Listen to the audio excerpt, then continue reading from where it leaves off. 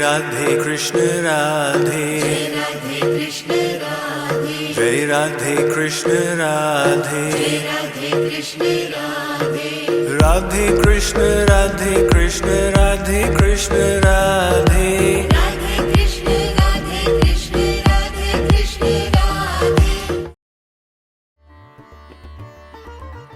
verse number 9.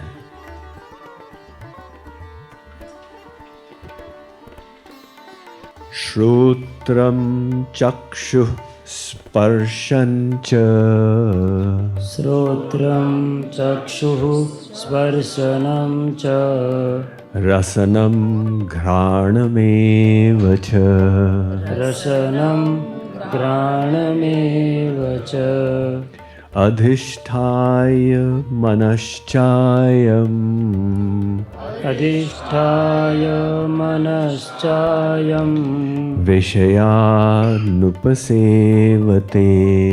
vishayanupasevate. Translation. Using the sense perceptions of the ears, eyes, skin, tongue and nose, which are grouped around the mind, the embodied soul savors the objects of the senses. The question may arise that the soul is non-material. How does it experience the material sensations? The Shree Krishna has addressed that question. He says the soul is endowed with a mind around which are grouped the senses. So the material senses have the faculty of perceiving the material sense objects. The senses send the message of what they perceive to the mind. The mind then sends the data to the intellect to analyze. What is it we are seeing? What kind of object is this?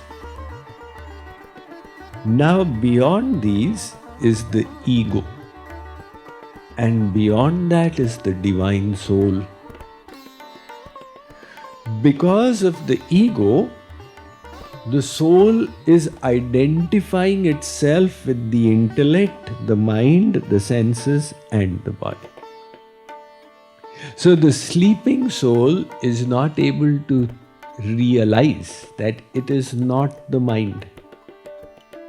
And hence the pleasures and the pains of the mind, the soul identifies with them as well.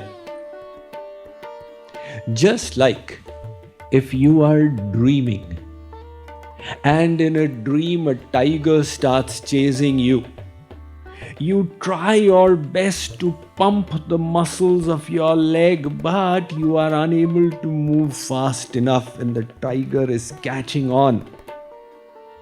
And your sensation of fear is increasing. Now, as long as you are in the dream, the sensation is there. If somebody says there is no sensation, it is incorrect. But the basis of the sensation is invalid.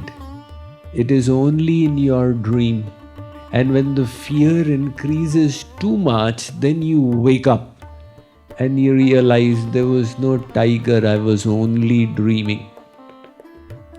So likewise, in this dream state, Tulsidas ji in the Ramcharitmanas has explained nicely, Ehi vidhi jag hari ashrit rahi, यद्यपि असत्य देत दुख अहि, जो सपने सिर काटे कोई, बिनु जागे न दूरी दुख होई. He says the world is an illusion, but you are looking on it as the reality, and that is why you are experiencing the pleasures and pains.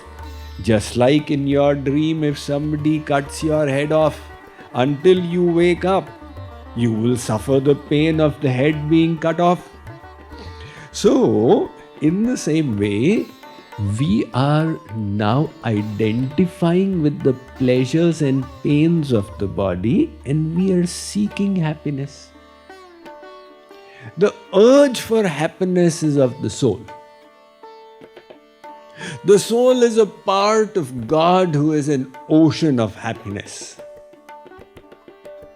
So, being a fragment of the ocean of happiness, the soul's natural quest is to seek happiness. But the mistake now is, it is seeking the happiness of the senses and the mind and the intellect. And this kind of happiness, it just can never fulfill. Just like the whole world is thinking that people in the Silicon Valley are happy. Now don't let the secret out whether you are happy or not. There was in the circus, there were different pavilions. And one of the pavilions had this special show for $25. And so much of hype was created around it that there was a line. Now one guy would purchase a ticket and stand in the line. And when his number came, he would walk in to the pavilion and be very eager, don't know what to expect. And all of a sudden, 2 bouncers would come and give him the beating of his life. And then he would totter out.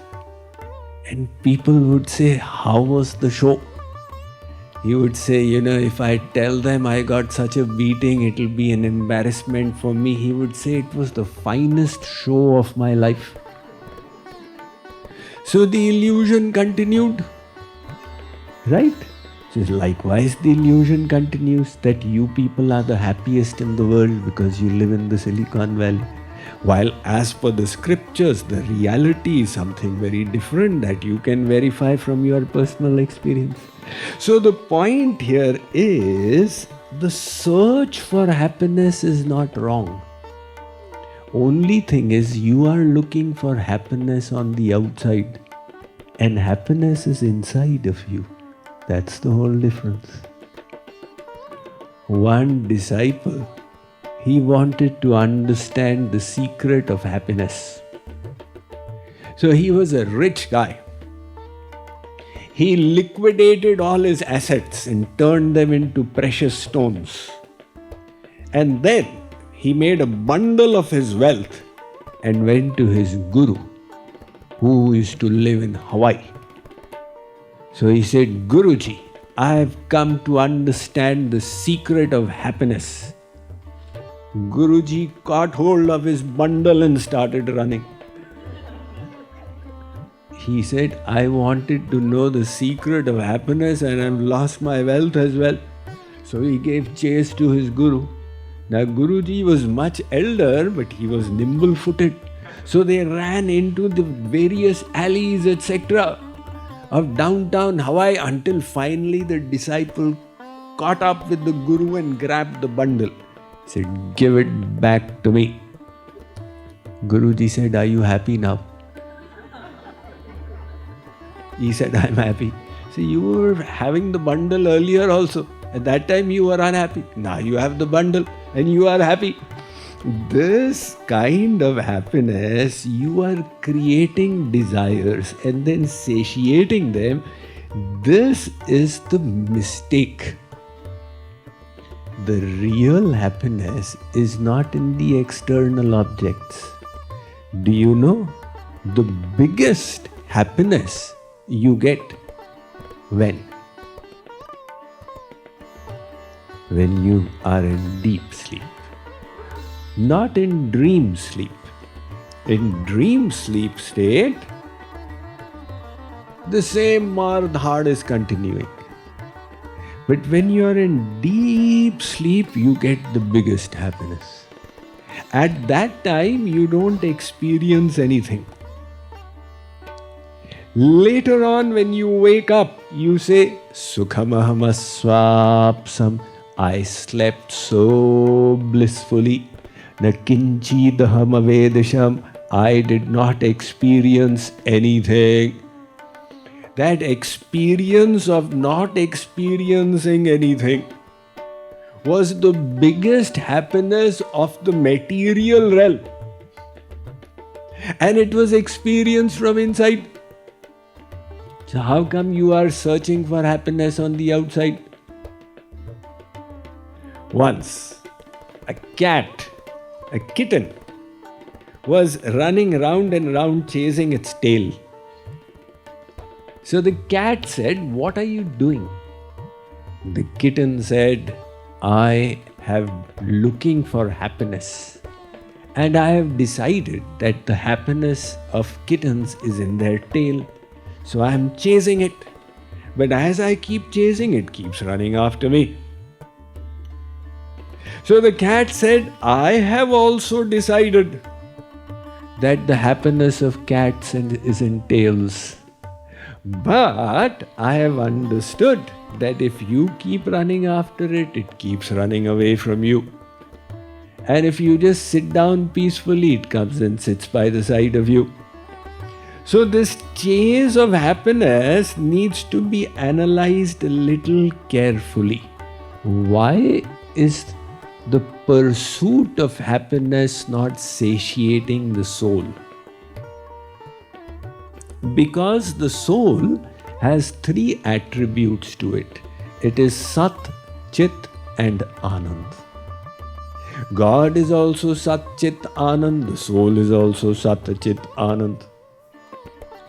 Now, the kind of happiness the soul wants must also have these three attributes: Sat, Chit and Anand.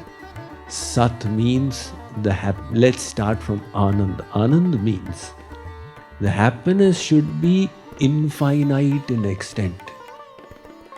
The Vedas say, "Yo vai bhuma tat sukham, na alpe sukham asti." That which is finite is not Anand. It's a mistake. And that will never satiate your soul. So if you believed that chasing the great American dream of becoming a millionaire will make you happy and you ran, by the age of 40 you became a millionaire, did you become happy? For a moment. Then you thought, there's that billionaire, he's got his private jet and I've only got 1 million. Again the running started. Now when you reached 1 billion, are you happy? No, ahead of me is all these Warren Buffett, etc. How can I be happy?